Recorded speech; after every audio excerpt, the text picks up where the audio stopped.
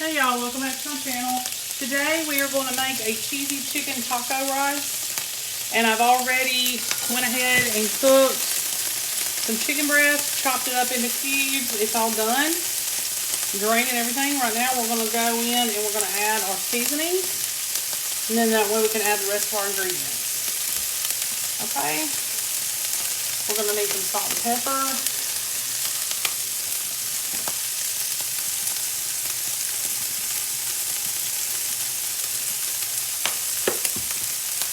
We're going to also need some chili powder and some cumin.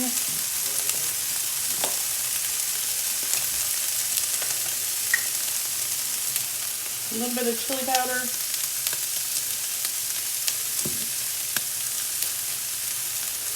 About 2 teaspoons worth.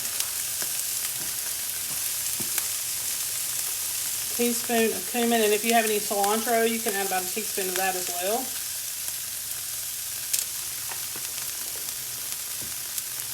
I'm going to also add a can of Rotel, not drained,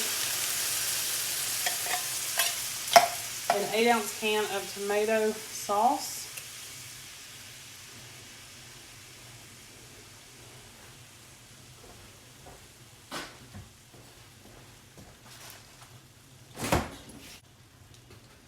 I'm going to add some chicken broth.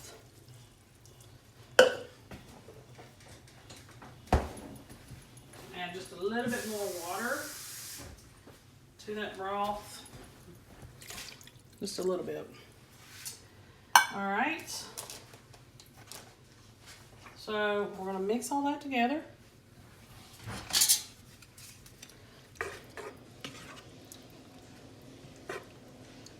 I'm going to add a cup of uncooked rice.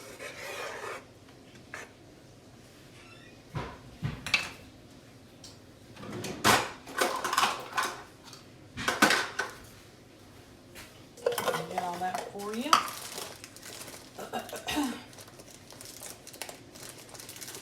It's really easy and simple. It's a one-pot meal. It doesn't take a lot of ingredients. Whoops.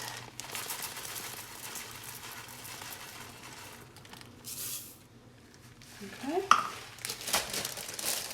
So I'm going to cover this and simmer it for about 15-20 minutes until this rice is done and it's basically finished. We will top it with a few toppings, different toppings, and supper will be done.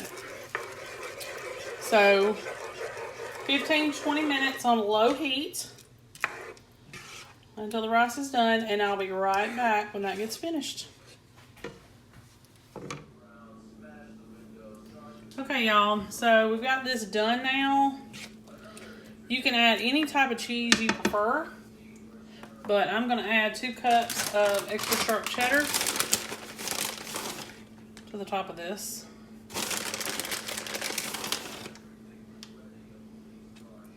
And we're going to let this melt, and then we're going to plate it up, and then I'll show you how we're going to garnish it. Make sure you turn the heat off. Put a lid on it. See if that'll melt it. If not, you need to put it under the broiler just for just a few minutes, long enough just to melt the cheese. And I will be right back to show you this plated up with how I'm going to garnish it. Okay, y'all, so this is the finished product. What you're going to do when you plate it up, you're going to put a dollop of sour cream in the center and put some of this on it. It's Chipotle Ranch.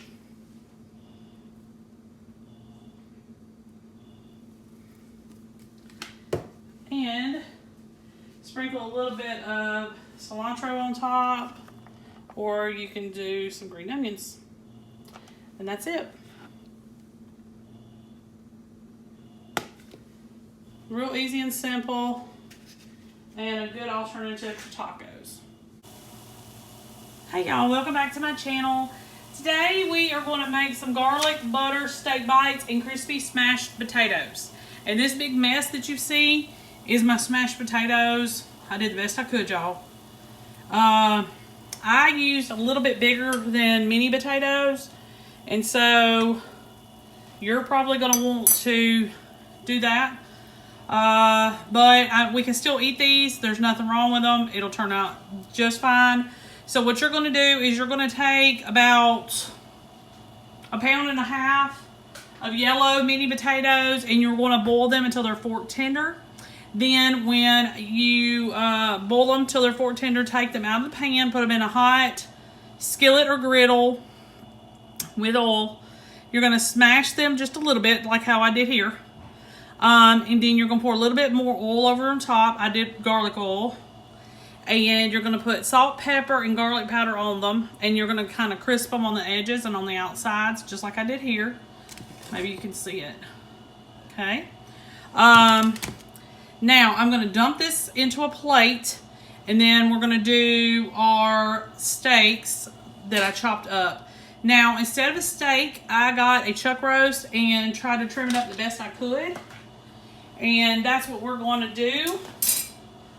So let me get these removed real quick. Get these removed really quickly. And start our next little part of this. It's very easy and simple. If you have a griddle, that would work really, really great.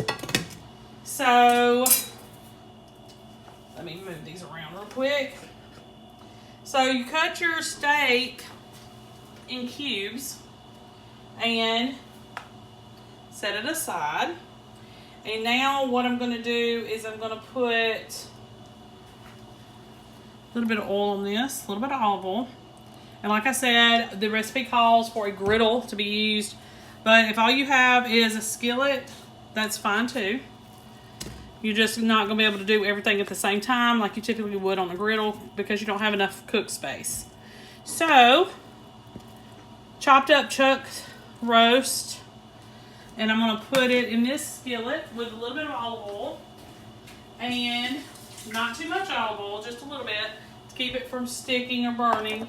And then I'm going to put a little bit of steak seasoning. We're going to use Montreal steak seasoning, and a little bit of garlic and a little bit of butter at the end when we're finished to this. And then all we have to do is assemble it and we're finished. So I'm going to go ahead and get started on this, and then I'll come right back. Okay, y'all.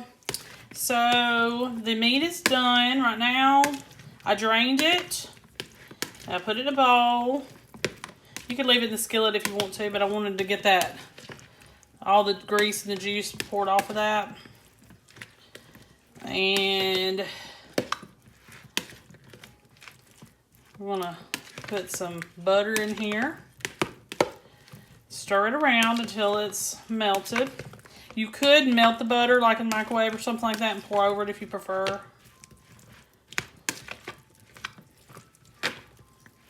So it's just a few tablespoons of butter. And I'm going to pour a little bit of garlic powder on it. Keep stirring. You can use fresh minced garlic. That's fine. So you just keep stirring until the butter is melted. Now this butter was cold, so that may be why it's taking just a teeny bit longer.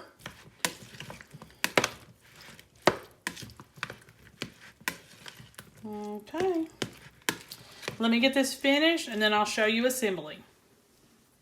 Okay, y'all. So here is some of the potatoes. And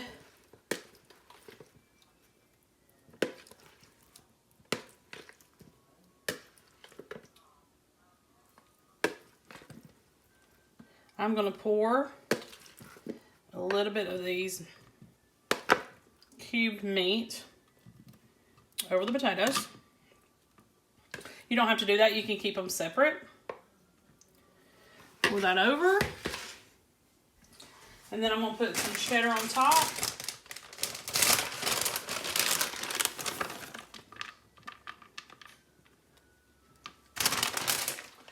I'm going to microwave it real quick and I'll be right back.